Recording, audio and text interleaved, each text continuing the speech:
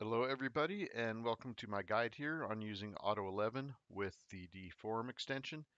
And the first thing I'm going to be running this on Colab here, so I'm not running this locally for this guide. I will do a guide here probably really soon right after this on running it locally.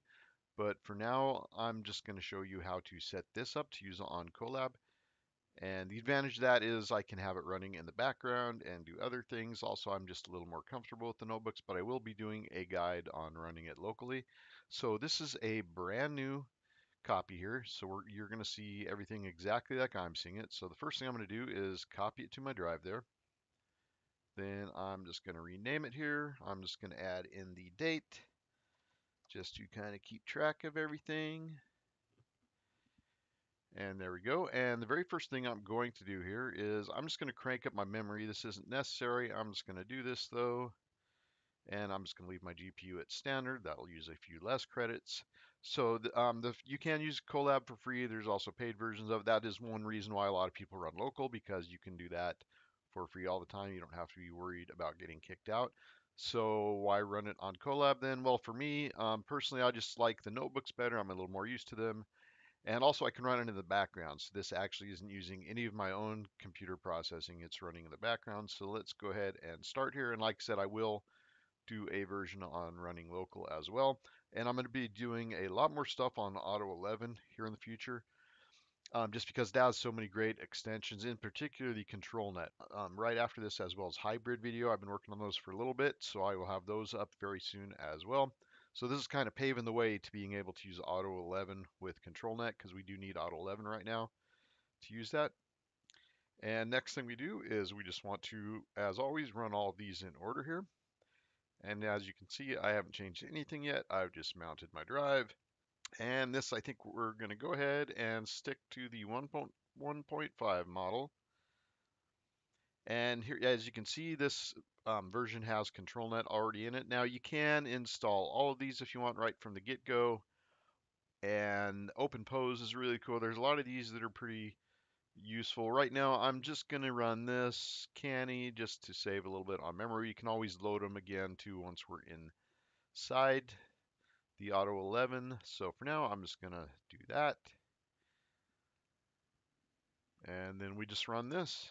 And you can use your credentials. If you use Gradio, you can do that. I'm just going to go ahead and run it and not create an account or anything. And I'll come back when this is all loaded and show you the next step here. Okay, and now this is all loaded. Now, if you notice here, we have this link here. So how we use this is we just go ahead and click on this, running on this public URL here. And again, I haven't done any changes. The only thing I changed is this. I just changed the model to canny instead of all, just to save a bit. And if you notice, here is our web UI now running on Colab. So just to test it, we'll just do a quick text to image here without changing anything.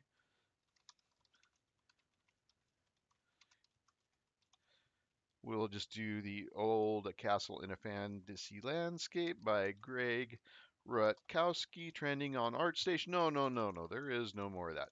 We're just going to do a castle in a fantasy landscape.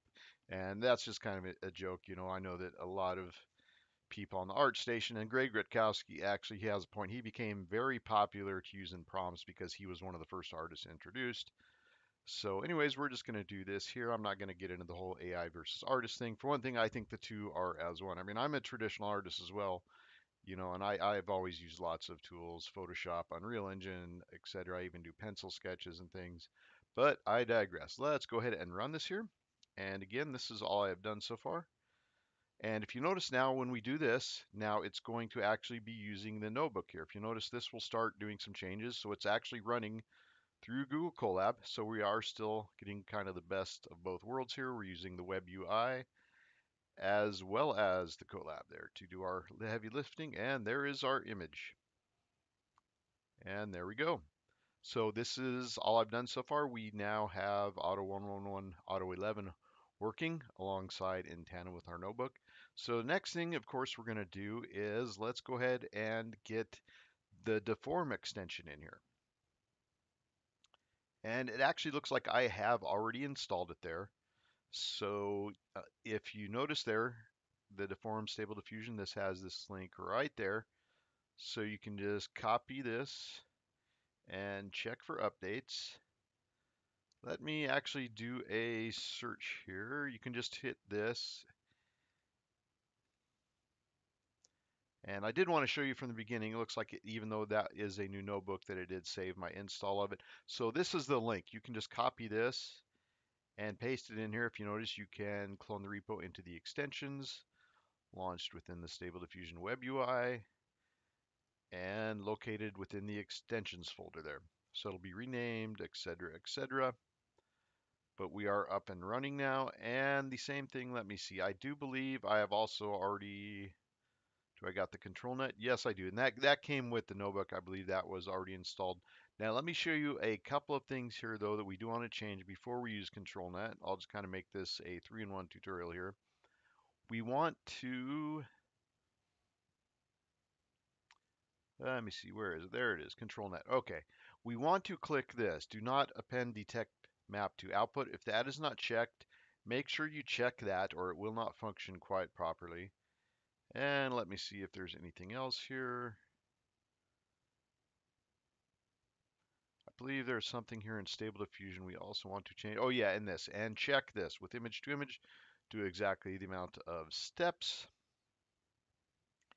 And now we're going to go ahead and go to our image to image, and we will start with our Controlnet here.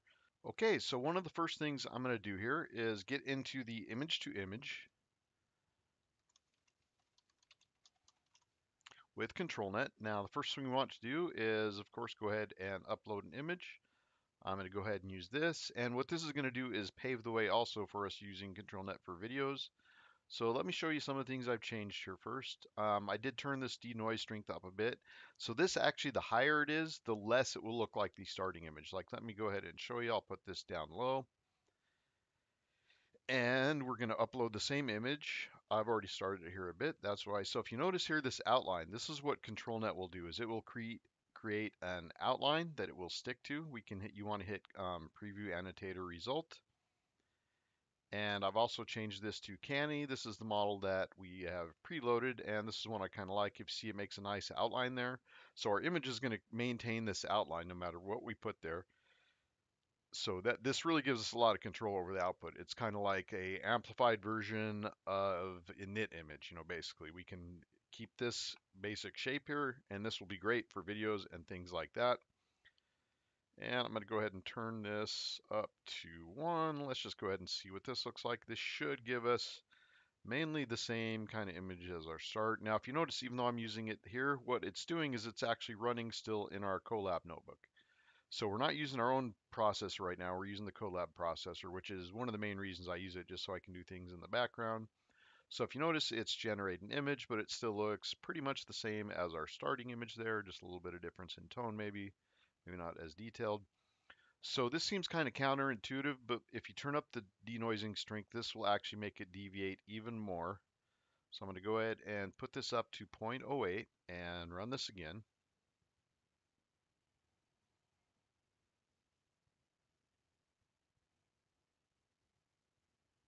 So if you notice now, we've got a very different version, but the same outline and everything. So this is what's great about Controlnet, especially for video. This is going to be huge for video, and I have already started making videos with it, which I will show you in the next guide.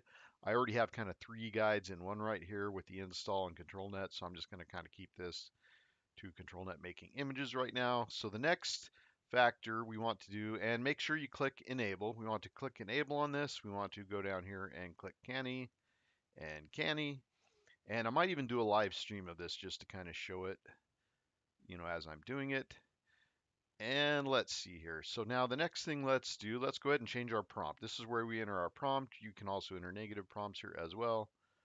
Let's go ahead and just change this to cyberpunk, a female cyberpunk. I'm just kind of doing simple prompts here, just to show you how this is going to retain that outline, but it's going to still follow our prompt. And there we go. We have a very different image now, but still the same. Different, but the same. And let's do a goth female vampire.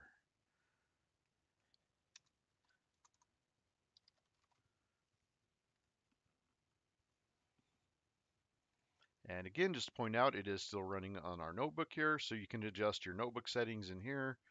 For the rendering speed, right now I just have my runtime shape on high memory. I'm not using the premium processor or anything. And there we go. Now it's kind of turned her little Android thing there into a weird hair looking thing. So this is Controlnet. I think you can see how powerful this is. And you can go over here into your extensions, and I do already have Deforum loaded up in here. Now, the notebook version is not quite up to date, I believe, for the Deforum. So I'm going to do a version also on the local, and we will go ahead and get into that. But the next thing I'm going to get to is video, which we will do. Let me show you how you're going to make video. I'll just do kind of a preliminary guide here just so you know what to expect for the next one. And actually, let me show you a couple more things here. Let me go ahead and emphasize this again. So if you want it to look more like the starting image, you turn this down lower actually. So I'm going to go ahead and do this again with the same prompt, but it should look more like this and less like this. It won't change it as much basically when that is lower. Yeah, if you notice now, it didn't change it hardly at all. If you want it to change it a lot, crank it all the way up there. And now this should change it quite a bit. Maybe too much, we'll see here. I'm still kind of experimenting with this. I have done some videos, and actually I like that. That makes her look even more like a vampire and a lot less like a robot. It even turned her little weird thing there into a hair bun. So that is really cool. This is really paving the way here to make coherent videos, and that's what I'm really excited about that we will do next. So again, like I said, let me just give you just a kind of a preview. So what we're going to do when we make videos, first we want to exit these inputs out because these will kind of carry over into the video. And then we just go to batch. And basically what we're going to be doing here is you want to have, first you're going to need to break up your video into frames.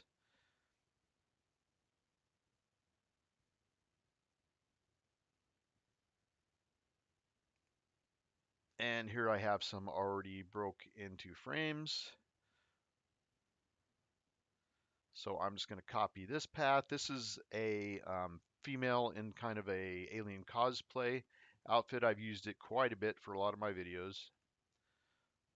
And then we want to make an output directory. I'm just going to make a new one here.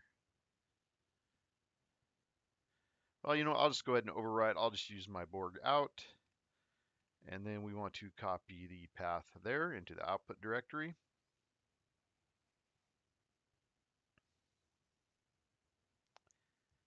And again, you want to make sure you have cleared that. And let's see, I'm going to go ahead and change this to we'll just put it back to female Android. And let's go ahead and run it and see if there's anything else I forgot here.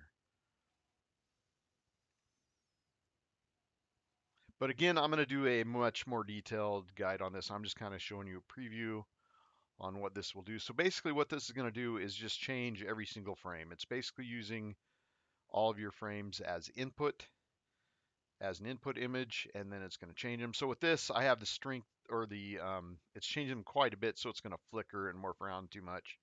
So I just kind of wanted to give you a preview. And then what happens once you generate all these frames here, I probably should also use the consistency. That's all right though. And then you'll have to export them using, or then you'll have to assemble them using a video editor, and you'll just have to assemble all the individual frames.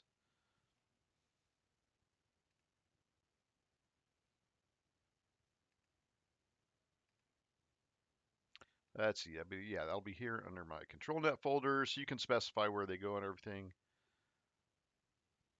Okay, so right now it's actually overwriting this because I did an earlier one when I was kind of testing this. So I'm just going to go down here to the bottom until we get to some of these frames. That's another thing too. If you don't want it to overwrite, make sure you create a new output folder under this part, output directory. So if you use the same output directory, it won't make new ones. It'll actually overwrite your files that are in there. So that is a good thing to know.